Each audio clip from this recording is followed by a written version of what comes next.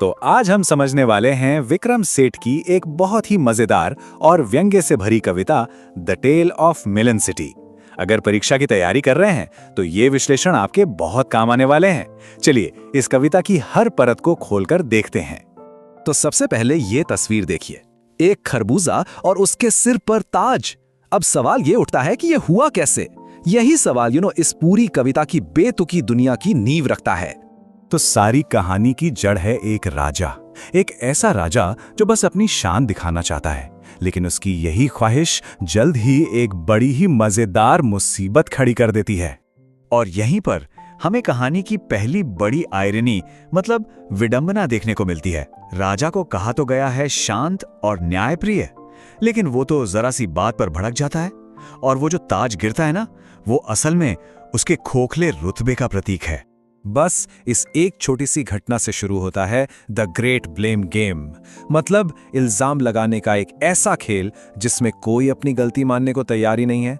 हर कोई बस बलि का बकरा ढूंढ रहा है। यहाँ कविता का जो मेन थीम है ना, वो खुलकर सामने आता है, ब्लेम शिफ्टिंग। और एक बात पे गौर कीजिए, राजा का कोई अपना स्टैंड ही नहीं है। जो भी उसे आखिरी बात कहता है वो बस उसी की मान लेता है। और ये ब्लेम गेम रुकता नहीं है। ये कारीगरों से होते हुए, राजमिस्त्रियों से होते हुए सीधा आर्किटेक्ट तक पहुंच जाता है। अब यहां लेखक असल में ब्यूरोक्रेसी कर कटाक्ष कर रहा है। मतलब सोचिए तो जरा, एक मेहराब थोड़ा नीचा बन गया तो क्या सजा होगी? फांसी। ये तो हद ही हो गई है ना। यही तो कहानी का बेतुकापन दिखाता है। और अब आता है कहानी में एक जबरदस्त ट्विस्ट। आर्किटेक्ट बड़ा चालाक निकलता है। वो बड़ी होशियारी से सारा इल्जाम घुमा फिराकर वापस राजा पर ही डाल देता है। वो याद दिलाता है कि जनाब, ये बदलाव तो आपने ही करने को कहे थे।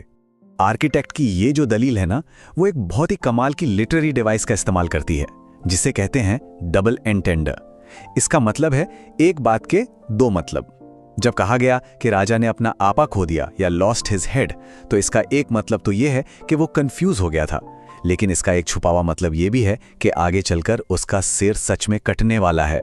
अब राजा अपने ही जाल में फंस चुका है। उसे कोई रास्ता चाहिए बाहर निकलने का, और यहीं से शहर की सबसे मजेदार और बेतुकी कानूनी सलाह मशवरे की शुरुआत होती है। यहां पर व्यंग और भी गहरा होता जाता है। कविता इस बात का मजाक उड़ाती है कि ज्यादा उम्र का मतलब हमेशा ज्यादा अक्ल नहीं होता। और तो और देखिए कैसे मेहराब को ही एक इंसान की तरह गुनहगार ठहरा दिया जाता है। तो अब राजा के सामने एक बहुत बड़ी मुश्किल आ खड़ी हुई है। मेहराब तो बेगुनाह साबित हो गया, लेकिन बाहर जो भीड़ जमा है वो तो हंगामा कर रही है। उसे तो फांसी देखनी है। यहां भीड़ का किरदार देखिए, उन्हें इंसाफ से कोई लेना देना नहीं है, उन्हें बस तमाशा चाहिए। और यहीं पर कहानी की सबसे बड़ी आयरनी सामने आती है। भीड़ को खुश करने के लिए राजा किसी को भी फांसी पर चढ़ाने का हुक्म दे देता है, पर होता क्या है, फांसी का फंदा सिर्फ और सिर्फ राजा के ही गले में फिट बैठता है। मतलब वो अपने ही बनाए नियम का शिकार हो जाता है। राजा तो गया, लेकिन अब देश कैसे चलेगा? मंत्रियों को अब बहुत जल्दी में एक नया राजा ढूंढना है, और इसके लिए वो एक बहुत ही अजीबोगरीब रिवाज का सहारा लेते हैं। ये जो मशहूर लाइन है ना, the king is dead, long live the king, यानी राजा मर गया, राजा अमर रहे, ये असल में राजनीतिक रस्मों के खोखलेपन को दिखाती है। मंत्रियों को इस बात से कोई फर्क नहीं पड़ता कि राजा कौन है। उनके लिए बस प्रक्रिया पूरी होनी चाहिए, सिस्टम चलता रहना चाहिए। अब देखिए कविता इस बात पर कितना गहरा कटाक्ष करती है कि हमारे नेता कैसे चुने जाते हैं।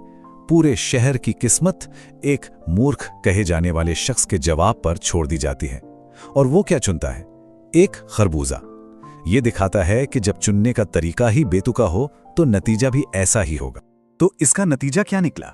नतीजा निकला एक लेसे फेयर सरकार, मतलब एक ऐसी सरकार जो किसी के काम में दखल नहीं देती। और मजे की बात यह है कि लोग खुश हैं। क्यों? क्योंकि उनके लिए एक बेवकूफ और खतरनाक राजा से तो एक चुपचाप बैठा खरबूजा ही बेहतर है।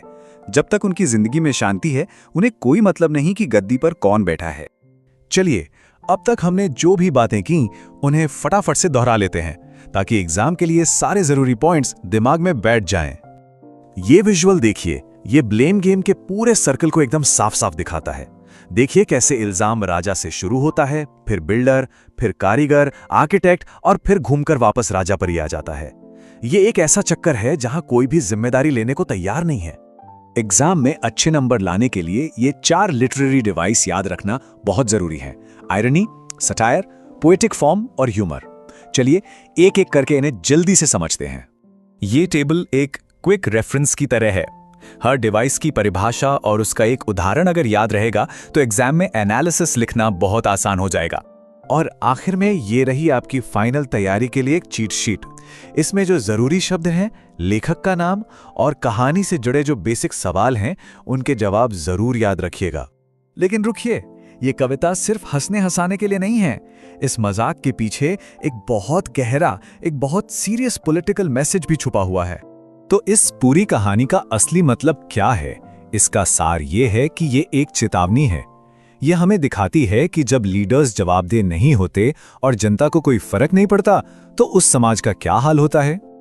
और कहानी का अंत हमें इस एक सवाल के साथ छोड़ जाता है कि अगर एक देश की जनता को इस बात की परवाह ही नहीं है कि उन पर राज कौन कर रहा है, तो क्या सच में कोई फर्क पड़ता है कि उनका राजा एक इंसान है या एक खरबूजा।